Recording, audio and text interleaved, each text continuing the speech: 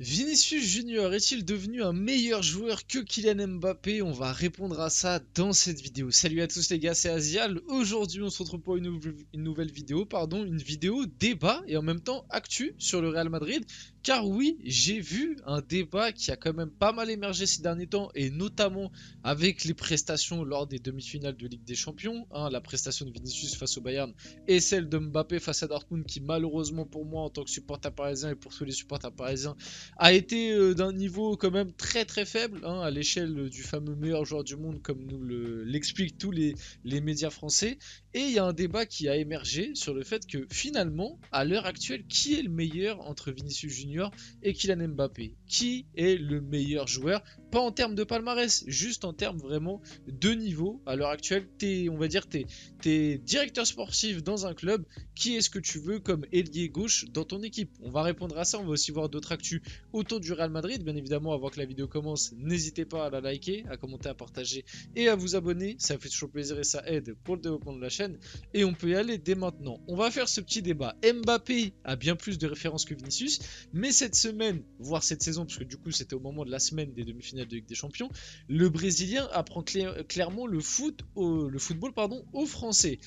Débat très intéressant. Déjà, avant que je commence à partir dans une explication pour ma part, j'aimerais avoir la vôtre. N'hésitez pas, pour pas qu'il y ait, on va dire, bon, je suis personne les gars, je suis pas en train de prétendre que je vais vous influencer, mais pour pas que mes dires puissent peut-être changer ce que vous pensez, n'hésitez pas à me dire avant que je commence à parler ce que vous pensez de ce débat dans les commentaires. Qui vous préférez à l'heure actuelle et qui vous pensez est le meilleur à l'heure actuelle entre Mbappé et Vinicius.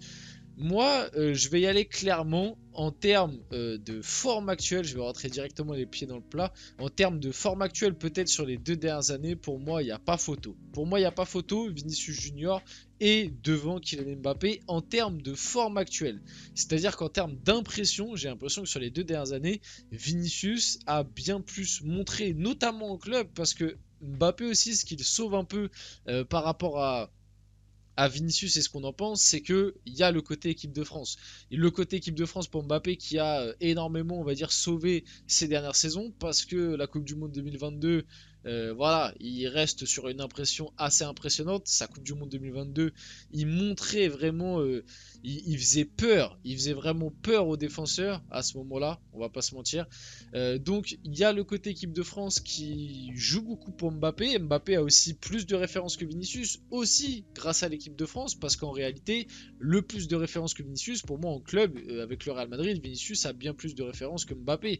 Je rappelle quand même que Vinicius a gagné la Ligue des Champions en 2022, avec certes un Benzema qui était exceptionnel, mais tu avais aussi un Vinicius qui en tant que bras droit, on va dire, de Benzema, a été à un niveau stratosphérique, buteur en finale de Ligue des Champions, là où Mbappé face à Neuer en 2020, voilà, on s'en rappelle tous de ce qu'il a fait. Et même globalement, je pense que Mbappé est un meilleur joueur de foot. En tout cas, il a une palette technique, etc., plus large que Vinicius à l'heure actuelle. Et encore que je suis en train de vous dire ça, mais même en y réfléchissant, Vinicius, le niveau qu'il a pris, et surtout en fait moi le truc qui m'impressionne avec Vini, c'est que en Ligue des Champions, j'ai l'impression, franchement ça doit remonter à très longtemps, mais en Ligue des Champions, je crois que Vinicius Junior n'a jamais raté un match. C'est très très rare que je me pose devant un match du Real Madrid en Ligue des Champions et je me dis, ah là Vinicius il est passé complètement à côté de son match. Il a eu des matchs un peu moins bien, tu vois, des matchs un peu plus, on va dire, neutres ou moyens, mais globalement, Vinicius Junior, phase finale de Ligue des Champions, que ce soit 8ème, quart de finale, à chaque fois il répond présent, à chaque fois il est là soit avec un but, soit avec une passe D, et surtout avec une impression visuelle, mais une impression qu'il est là pour faire mal aux défenseurs. Et là, je prends en compte la demi-finale et le quart de finale. On parle quand même du Bayern Munich qui, certes, bon, en demi-finale, le Bayern, moins bien cette saison, on connaît, saison compliquée du Bayern, mais ça reste le Bayern Munich. Et de l'autre côté, t'avais Manchester City qui était le grand favori et qui pour moi, je le répète, le Real Madrid va sûrement prendre la LDC, mais pour moi Manchester City était encore cette année la meilleure équipe. Pour moi, tu vois, si le Real passe au penalty, c'est quand même important de le rappeler, avec un jeu qu'on a critiqué, on va dire. Même si bon, ils ont complètement le droit de jouer un football un peu plus défensif, etc. Et ils ont eu raison, ça a apporté leurs fruits. Mais Manchester City, s'ils étaient passés face au Real, pour moi, ça aurait été entre guillemets, bon, tu peux jamais être sûr dans le football, mais pour moi, ce Manchester City là face au Bayern, ça aurait été une formalité comme le Real finalement l'a fait aussi. Bon, même si ça se joue à un but d'écart et au retour ils sont menés, mais voilà, en vrai, je sais pas, devant ma télé, j'avais une impression qu'ils allaient se qualifier, même à 1-0 pour le Bayern. J'avais le sentiment que le Real allait se qualifier. Tu vois, et en plus, c'était au Bernabeu, on connaît les scénarios à la Real Madrid. Donc, finalement, pas surpris. Mais pour moi, City l'aurait gagné. Pour moi, c'était la meilleure équipe. Bref, tout ça pour dire que Vinicius, en demi-finale de Ligue des Champions, aller-retour, il répond présent, une impression visuelle impressionnante, buteur ou passeur à chaque fois, très souvent décisif. En quart de finale face à Manchester City, il fait très très mal à cette défense de Manchester City. C'est vraiment l'homme dangereux et l'homme providentiel de ce Real Madrid. Il y a le petit couac avec Vinicius, c'est le Brésil. J'attends vraiment de Vinicius cette saison, comme il n'y a pas Neymar, etc. Et entre guillemets, c'est un nouveau passage pour le Brésil. J'attends un très grand Vinicius pour la Copa América. Et moi, en plus, j'ai fait une vidéo Ballon d'Or. N'hésitez pas à aller la voir si ça vous dit. Mais pour moi, cette saison, si Mbappé ne fait pas un énorme euro avec l'équipe de France et si Bellingham ne fait pas un énorme euro avec l'Angleterre, pour moi le Ballon d'Or revient à Vinicius. Par contre, si Vinicius est l'homme providentiel du Brésil et va chercher la Copa avec le Brésil, de l'autre côté Mbappé il peut faire l'euro de sa vie en inscrivant 25 buts et en gagnant l'euro. Pour moi Vinicius aura le Ballon d'Or. Parce que le côté Ligue des Champions et le côté Copa América avec le Brésil, avec le niveau de performance qu'a eu Vinicius cette saison, pour moi de l'autre côté, même Bellingham, pour moi même Bellingham s'il remporte l'Euro, Vinicius m'a beaucoup plus marqué. Bellingham a été très bon cette saison, il a fait une première partie de saison exceptionnelle, mais Bellingham, le truc qui peut jouer contre lui, c'est que arriver quart de finale, huitième, enfin arriver match important et bon après on n'a pas encore vu la finale, hein. Si Bellingham il met un triplé en finale de Ligue des Champions, bon peut-être que mon avis va changer, mais en tout cas sur les quarts de finale et demi-finales de Ligue des Champions, Bellingham a été bon, mais c'est pas lui qui tu sentais pouvait te faire la diff, et enfin il a fait la diff à des moments, mais c'est pas lui qui pouvait te faire basculer le match. Tu sentais que c'était Vinicius qui allait te faire basculer le match ou pouvait te faire basculer le match. Tout ça pour dire, Vinicius a pris une dimension vraiment exceptionnelle et je pense qu'à l'heure actuelle, il est en tout cas plus en forme. De là à dire que c'est un meilleur footballeur, j'ai encore des doutes parce que Mbappé a quand même montré à des moments, et surtout quand il est en forme, tu vois par exemple la Coupe du Monde 2022, il a montré que c'était un footballeur exceptionnel.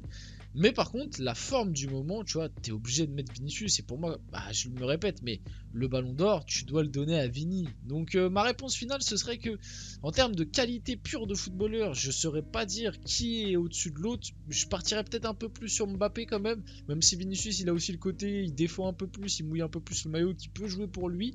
Mais en termes de forme en ce moment, et même, je dis en ce moment, mais sur les 2-3 dernières années, Vinicius, pour moi, il n'y a pas de. À part le passage Coupe du Monde d'Mbappé, pour moi, sinon, Vinicius, il n'y a pas de débat. Sur les 2 dernières années, là, il est bien plus fort. Et là, demain, je suis entraîneur. Tu me dis match important de Ligue des Champions. Tu préfères avoir qui entre Vinicius et Mbappé? Je te le dis la vérité. De ce que j'ai vu sur les 2 dernières années, je préfère avoir Vinicius tous les jours. Match important de Ligue des Champions, je préfère avoir Vinicius tous les jours que Kylian Mbappé.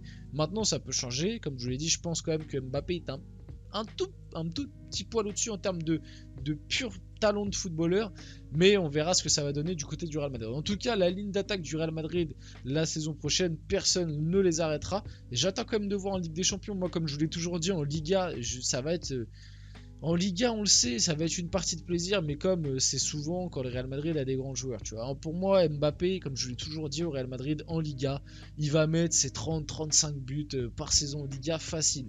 Maintenant, j'attends de voir en Ligue des Champions comment Carlo Ancelotti va trouver l'équilibre. Est-ce que Mbappé va se mettre plus au diapason et un peu plus défendre pour avoir un bloc équipe cohérent? Comment va jouer le Real Madrid? Est-ce qu'ils vont garder ce côté fort où tu vas avoir Mbappé, Bellingham, Vinicius et peut-être même Rodrigo qui vont être concentrés quand même principalement à gauche? Comment va être répartis les buts, les pénaltys, etc., etc. Ça va être des questions importantes qu'il faut se poser. Pareil, si l'année prochaine le Real Madrid prend la Ligue des Champions, qui est-ce que tu vas mettre en avant pour le Ballon d'Or, tu vois, si tout le monde est à peu près au même niveau? C'est des questions qu'on va voir, mais en tout cas, c'est vrai que la ligne d'attaque va faire très peur. En tout cas, Kylian Mbappé rejoindra le Real Madrid pour ne pas trahir la confiance de Florentino Pérez afin d'éviter une nouvelle déception après l'échec du transfert en juin 2022. Il a ainsi refusé toutes les avances des clubs de Première Ligue ainsi qu'une offre XXL venue d'Arabie Saoudite, assortie d'un salaire de 200 millions par an. Luka Modric joue ses derniers matchs avec le Real Madrid et va laisser son numéro 10 à Kylian Mbappé. Bon, en vrai, depuis, ça a pas mal évolué. Normalement, Modric devrait prolonger, mais c'est juste vite fait pour se poser la question quel numéro aura Mbappé au Real. Je pense que du coup, ça va partir sur le numéro 9, mais à l'heure actuelle, on n'a pas trop de précision par rapport à ça. Et pour finir, accord de principe entre Luka Modric et le Real Madrid pour une prolongation de contrat avec le départ à la retraite de Toni Kroos. Je pense que c'est une bonne chose que le Real Madrid garde Luka Modric dans la rotation une année de plus. On va finir la vidéo là-dessus. J'espère que cette vidéo vous a plu. Si c'est le cas, n'hésitez pas à la liker, à commenter, à partager et à vous abonner les gars. C'était Azial et on se retrouve très rapidement pour une prochaine vidéo.